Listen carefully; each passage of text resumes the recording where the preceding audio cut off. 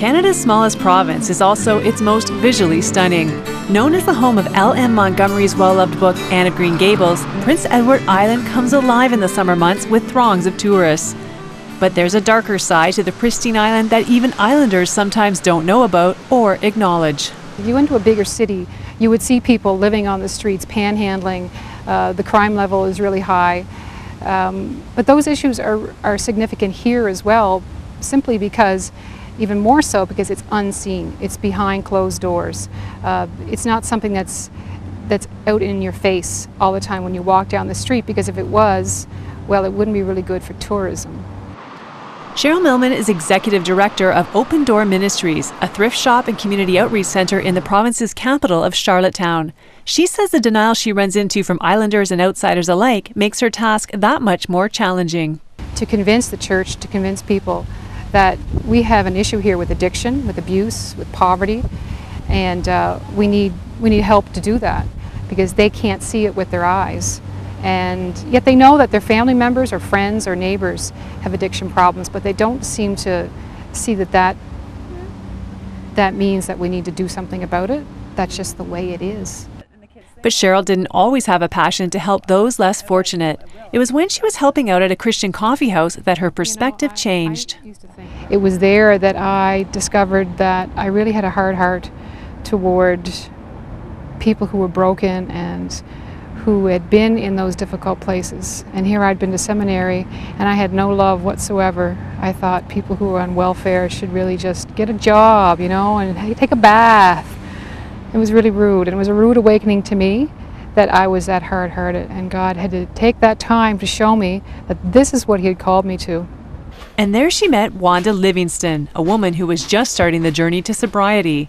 Cheryl became a mentor to her, though both of them had a lot to learn. I tested her for a long time with my stuff. Will this make her run? If I tell her this, will she, you know, and get all upset about it? So I didn't realize I was teaching her anything. I was just testing her, and I was screaming for help. And this was my way of doing it. And she was always there. Still is. And she was God with skin on at that point in my life. Exactly. When she looks back on those years, Wanda can hardly believe how far she's come.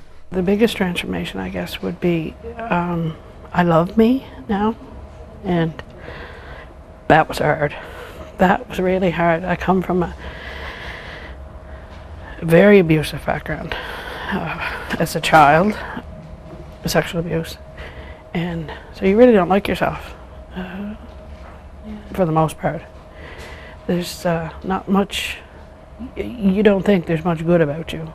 You're sort of left after everybody's done with you. So that was probably the biggest thing, was that I mattered. Today, Wanda has found a new purpose in helping Cheryl and her ministry grow. It was actually her dream to have a used clothing store, and she had a dream about it one night and was talking to the Lord about it, and came to me and said, this is what I think may be our next step. And I went home and we were worried about it. And then I got the idea, if you're going to allow your staff to dream, you have to allow them to share their dreams and to walk it out. So I said, Wanda, I give you permission to follow this as far as it'll go. So she said, I'm on it. So she researched everything, she did a business plan, and more and more it just took on a life of its own, and the Lord blessed it every step of the way. This thrift shop is entry-level for Open Door Ministries. People may come here looking for a deal, but they often get more than they bargained for. While shopping, clients can pick up brochures from a display that gives information about the services Open Door offers. I've seen people leave here with one of everything, you know, and then you see them come back. And, well, who do I speak to about this program? So direct them. So it's almost like a safe way. It's a safe way to do it. Like, they're not making a phone call saying, I'm this or I need help with that. It's kind of like, I can just kind of slide in here, and, you know, it's a way we want them to feel that they're welcome. Although Cheryl took the initiative to launch Open Door, she now has a staff of 7 helping to expand her dream. We have our Women in Addiction program, which is our first program that we've ever had, and it's called Safe Haven. And the women who lead that program deal with women in addiction, plus the women who are incarcerated in the Provincial Correctional Center, and children and youth program for addiction and children who are in trouble, have parents who have been incarcerated, been addicted, been abused in the home, and that's called Real Kids and Real Teens. Cheryl's program is unique in its commitment to walk with clients one-on-one until they're emotionally healthy, no matter how long it takes. It's individualized and it's quite intense. Some people will say, well, it's too hard. I was looking for something where I could just be in and be out.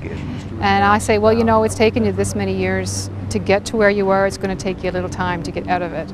It involves some homework. It involves a lot of prayer ministry, where we invite Jesus to come into the problem and bring a solution rather than me counseling you and giving you a solution, because I'm not a counselor. None of us are counselors. We just ask people to give God a try. If they're willing to give God a try, we're willing to walk with them. Although not everyone sticks with the program, Cheryl has seen enough transformative moments to keep her going. I think the thing that has blown me away the most is people who had no hope, that nobody cared. They came into our ministry and they found people who were real and authentic and loved them and cared for them. And in that way, they met a God that they'd never known before. He wasn't harsh, he wasn't out to get them. He loved them and wanted to set them free, just to see them settle down and get a life that's real and authentic and worth something. It's always been worth something, but to find out that they are worth something, that's the biggest joy I've ever had. But her work doesn't stop there. Once they're healthy, she wants them to help others get that way. Someone who's been focusing on themselves for a long time, on their brokenness, on the addiction, on abuse or whatnot, it takes them a while to get to a point where they begin to look at other people and wanting to help other people, but we want to bring them to that place so that at the end of their time in the program, they're beginning to give back to the community. And for those who want to help broken people, she says it's the simple things that make the difference. That you call them by name, that they're a person, and instead of, you know, sweeping your eyes over them, you know, maybe someone comes into your church and sits down beside you and they smell, you know, or you know that they're not normally there. Shake their hand and call them by name, because a name says that you have value and worth, right? Searching for something of value in a thrift shop is part of what makes the experience memorable. For those who come through these doors, the opportunity awaits for them to discover something hidden in themselves as well, immeasurable worth.